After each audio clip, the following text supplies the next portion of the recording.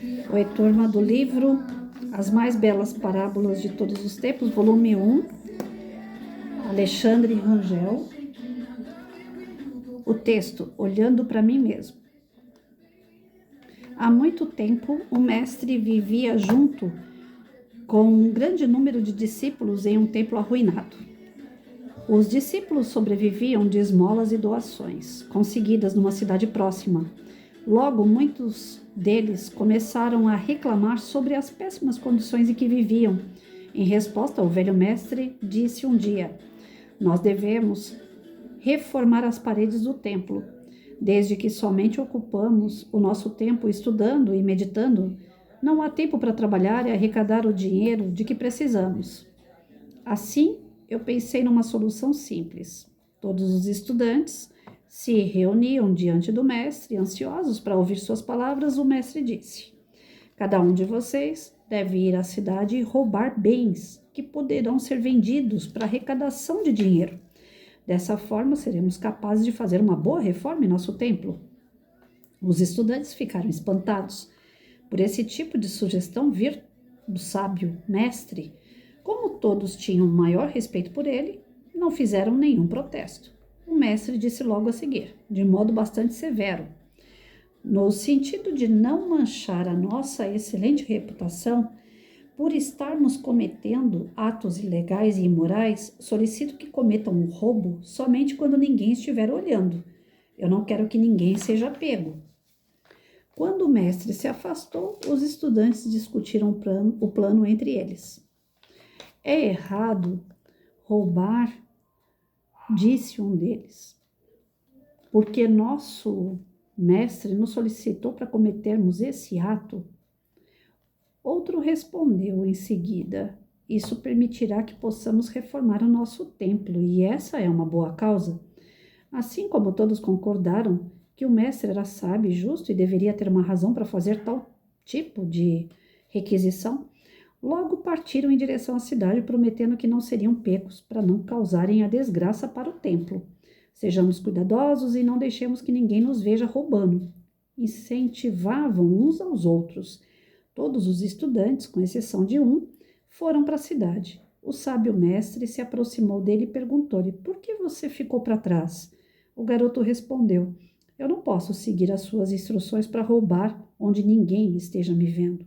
Não importa onde eu vá, eu sempre estarei olhando para mim mesmo. Meus próprios olhos irão me ver roubando. O sábio mestre abraçou o garoto com um sorriso de alegria e disse: eu somente estava testando a integridade dos meus estudantes e você é o único que passou no teste. Após muitos anos, o garoto se tornou um grande mestre. Aqui ele está falando que o garoto vê ele mesmo fazendo aquilo que é errado, né? E se for para o lado religioso, a gente diz que Jesus, que está em toda parte, Deus, que está em toda parte, também está vendo tudo aquilo que a gente está fazendo. Então, não adianta a gente querer esconder totalmente as nossas atitudes, porque sempre vai ter alguém vendo. O que o garoto fez aqui é não acatar um pedido, um desejo que não fazia sentido. Já que eles estavam ali para se tornar pessoas melhores, então o caminho estava errado. A prudência mandou ficar. Quantas crianças a gente perde para as drogas? Por quê? Porque o fulano falou, porque o fulano prometeu, porque alguém disse, e eles vão no embalo. Muitas crianças vão no embalo. Antigamente, na nossa época, né, quem é da turma dos cinquentão como eu, a gente não ia tanto pelo embalo, a gente ia pela curiosidade. De verdade, o negócio faz ficar doidão, faz a gente dançar, faz a gente dar risada. Então vamos tomar para ver se fica mesmo. Então a gente ia mais pela curiosidade do que pelo embalo. Hoje não tem curiosidade, gente, porque hoje tem internet, a internet diz tudo. Qualquer coisinha que eu escrevo na Google, ela me responde. Toda vez que eu preciso de qualquer tipo de profissional para trabalhar aqui em casa, a Google me traz um. Então, não tem mais essa história de curiosidade, porque a internet, ela responde tudo. Então, hoje tem o embalo. O outro vai, eu também vou. Um falou que é bom, eu também vou. O outro mandou, né? E o outro tá indo, eu também vou, porque o outro, né? E assim vai. A molecada hoje vai no embalo, para poder até ter os seus grupos, como é que eles falam? Suas tribos, né? A molecada vai procurando se enturmar. Aqui o garoto não estava enturmado. Ele estava pensando nas consequências do ato dele. E a molecada não pensa nas consequências. Então, nós, enquanto professores, podemos usar um texto desse aqui para falar dessa questão do embalo, do que é certo, o que é errado, que é a prudência, a consciência, ela tem que acusar quando a gente deve fazer ou não. Principalmente quando a gente vai trabalhar aqui, não é nem a questão das drogas só, mas que nem eu já tive que fazer projeto para falar dos toques que criança pode ter no corpo, né? O pai, a mãe ou qualquer pessoa tocar o corpo de uma criança. Tem lugar que pode ser tocado, fazer um carinho no rosto, bater na cabeça, né? Oi, que bonitinha, né? Um beijinho na bochecha. Mas tem lugares no corpo de uma criança que ninguém, nem pai nem mãe, deve tocar. A não ser quando é um bebê que não tem autonomia. Deixou de ter, né, a dependência de mãe e pai, já sabe tomar o seu banho, pai e mãe não tem que tocar mais. A criança tem que ser respeitada. E aí o que acontece? Um texto como esse a gente pode trabalhar dentro de um projeto falando sobre os toques. Né? O mestre mandou fazer, o pai mandou fazer, a mãe mandou fazer, mas e a minha consciência, e a minha prudência? Está dizendo que eu posso ou não fazer? E, infelizmente eu tive um caso, como eu já contei aqui algumas vezes, eu volto a repetir, de uma menina que era aluna de outra professora, mas que o pai mandava ela tocar nele todinho, fazer coisas que ele ligava, naquela época era fita de vídeo, ele colocava a fita pornográfica e tudo o que acontecia no filme pornográfico ele mandava a filha dele repetir com ele. Ela tinha que fazer as coisas, os gestos, as coisas com ele. E ele tinha uma outra menina que já estava crescendo, que também ia fazer a mesma coisa que a maior fazia. Então, um texto como esse aqui, ele faz a gente abrir um leque de opções do pode ou não fazer, é certo ou errado não fazer, é certo ou errado fazer. Né? Não é porque mandam eu fazer, pode ser a pessoa mais inteligente do mundo, pode ser meu pai, pode ser minha mãe, mas tem coisas que eu não devo fazer. E não só porque pessoas vão saber, alguém vai ver, mas porque eu mesmo estou vendo. Eu mesmo sei que é errado. Eu não devo fazer. Então, quando a gente pega um texto como esse aqui, dá para explorar dentro da sala de aula. Uma roda de conversa, por exemplo. Gente, quem aqui já teve alguma situação que um adulto mandou fazer ou algum coleguinha mandou fazer coisas que você acha que é errado?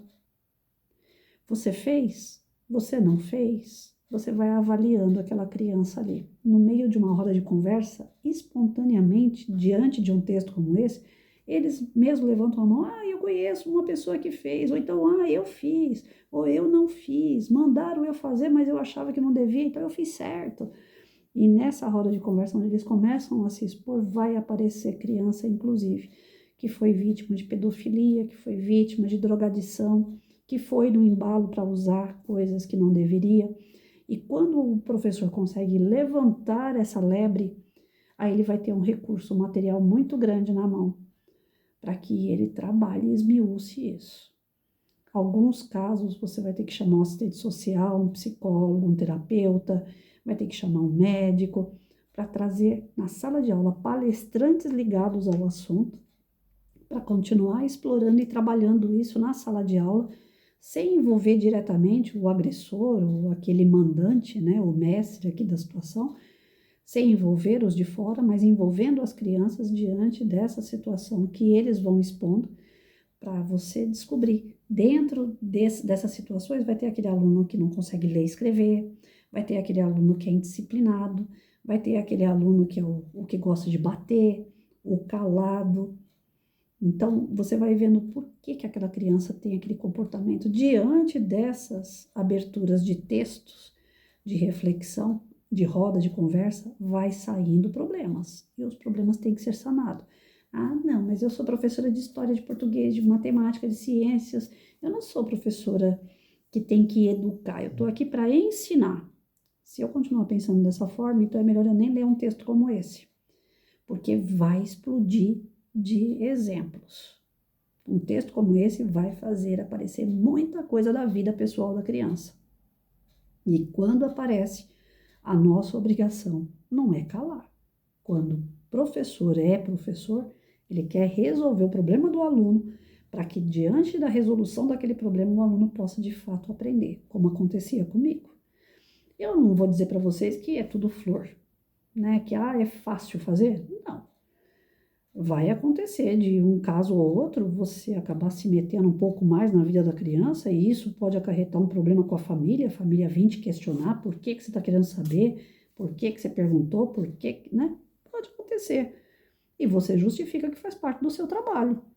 Está dentro do contexto de um texto. Foi interpretação de texto, foi roda de conversa. Você vai para o lado pedagógico. Você não está deixando de ir para o lado pedagógico, mas você está explorando o teu aluno. Quando você descobre qual é o problema que o teu aluno tem, você consegue trabalhar o problema e consegue desenvolver ele no ensino-aprendizagem. Se o aluno tem um problema de pedofilia, ele está sofrendo abuso, você não descobre, ele vai chegar na sala de aula todos os dias, apático ou indisciplinado, porque são essas duas posturas que o aluno, quando ele sofre abuso, ele tem. Geralmente ele é mais calado, mas pode também acontecer de ser o indisciplinado, porque ele quer alguém que ele possa mandar, já que em casa alguém manda nele. Tem esses casos também, do agressor, né? A criança que passa por pedofilia se torna agressivo. Então, o professor, ele tem que descobrir. Ele pode até não tratar a situação, mas ele vai descobrir. E quando ele descobre, ele pode sanar dentro da sala de aula, através de rodas de conversa, palestras, levar em locais as crianças, né? Que sejam locais que nem eu já levei para abrigo de crianças, já levei para abrigo de idosos, levei para quartéis, parques que são temáticos diante de algum projeto, algum assunto que eu estou trabalhando. Então, é interessante que você descubra e esmiuça esse tema. Aquilo que você descobriu do seu aluno, todos devem trabalhar, sem focar só no aluno. Porque vai chover exemplo de vários lados. E aí você vai destrinchando isso, né? Como já aconteceu de eu trabalhar várias religiões na sala de aula, porque eu tinha uma aluna que ela ficava tímida, porque a mãe mandava ela usar um turbante, que ela era da Umbanda ou Candomblé, não sei. E aquele ritual, toda menina ia para a escola vestida daquela forma, ela se sentia menor do que os outros. Eu trabalhei com todos os tipos de religião, trazendo palestra com todos os tipos, e para mostrar para as crianças, né, vários caminhos que são diferentes, porém a chegada lá é para abraçar Deus, né? A gente só tem o desejo de se tornar pessoas melhores. Então, chegou no meio do caminho, essa menina falou assim, eu gosto da religião evangélica. Aí eu conversei com a mãe dela, que ela se adaptava melhor à questão de ser evangélica, tudo. A mãe dela deixou ela frequentar. Agora, depois de grande, me parece que ela voltou de novo para os rituais do espiritualismo. Mas, até então, naquele momento, ela só melhorou porque ela foi para a igreja evangélica, não porque lá salvara a alma dela, nada disso, mas é porque ela se encontrou no lugar onde dava mais paz para ela, mais tranquilidade, acabava com aqueles... como que eu posso dizer, com os rituais, né, que ela não gostava, as roupas que ela não gostava, aquilo ela fazia ela se sentir envergonhada. Quando a menina largou isso e passou a ter uma vida mais simples, né, mais discreta, ela começou a caminhar na escola, aprendeu a ler e escrever e foi embora. Então, não é que nós vamos influenciar a criança para tomar uma atitude A, B ou C, não é que a gente vai determinar a vida de alguém de jeito nenhum, mas a gente vai levantar a questão, vai trabalhar a questão, todas as crianças, independente de para quem seja aquela questão, mas todos, sem colocar nome, estou trabalhando por causa do Joãozinho, por causa da Mariazinha, não estou trabalhando. Né? Apareceu o tema, nós vamos trabalhar o tema e vamos lá. E está dentro do contexto de um texto. Ninguém vai poder vai reclamar de mim porque eu estou trabalhando a ortografia, vou trabalhar a interpretação de texto, vou trabalhar a produção de texto em cima disso aqui. Então, os textos de reflexões, eles são uma porta para a gente abrir o mundo que tem por trás do nosso aluno. E com isso trazer outros temas, outros textos, outros contextos para a gente desenvolver o aluno por inteiro, não só no Babebi Bobô, né? Então, aqui eu hoje fui mais para esse lado pedagógico, mais de sala de aula, mas também em casa dá para questionar um filho, né? Dá para poder ler um texto como esse para o filho e falar para ele: e aí, o que você acha? Quem é que está certo aqui? Quem seguiu o mestre, quem não seguiu? Antes de finalizar a história, né?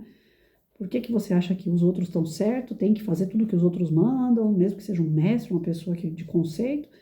Ele está mandando fazer coisa certa, coisa errada. Então, fazer um balanço, né? Das atitudes corretas e erradas, independente de quem vai ver e de quem mandar. A nossa consciência tem que saber discernir quando eu posso e quando eu não posso atuar, tá bom?